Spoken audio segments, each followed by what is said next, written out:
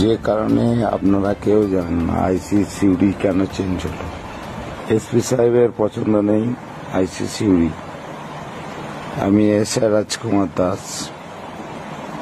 সব থেকে ভিলেনগিরি করেছে আপনার ডিএসপি ডিএনটি।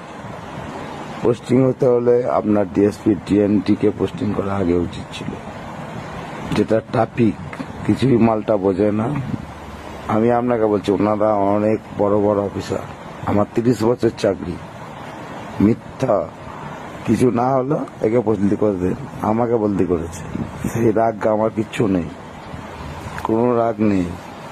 কারণটা হচ্ছে এরা আমাদেরকে দিয়ে ধরাবে আসামি, একে ধরবেন।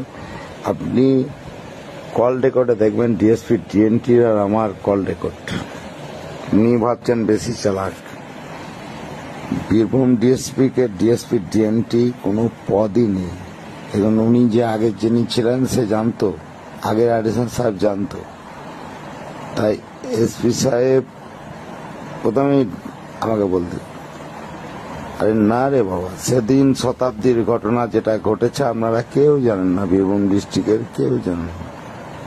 ঘটিছে ডিএসপি ডিএনটি নুরুলের কথায়।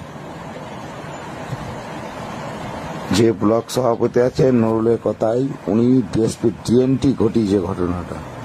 উনি সব জানতেন, ডিএসপি ডিএনটি সব জানতেন। জানার পর উনি একমাত্র আমাদের, আমি ছিলামই না ঘটনায়, ডিএসপি সাব ইন্সপেক্টর ছিল, সব যেন। উনি ঢোকার আগে আমাকে 14 বার ফোন করেছে। উনি বলছে আমাকে একে অ্যারেস্ট করতে হবে। উনি অ্যারেস্ট করেছে, কেউ অ্যারেস্ট করেনি। আমাকে এখানে ওখানে পাঠিয়েছে ডিএসপি ডিএনটি।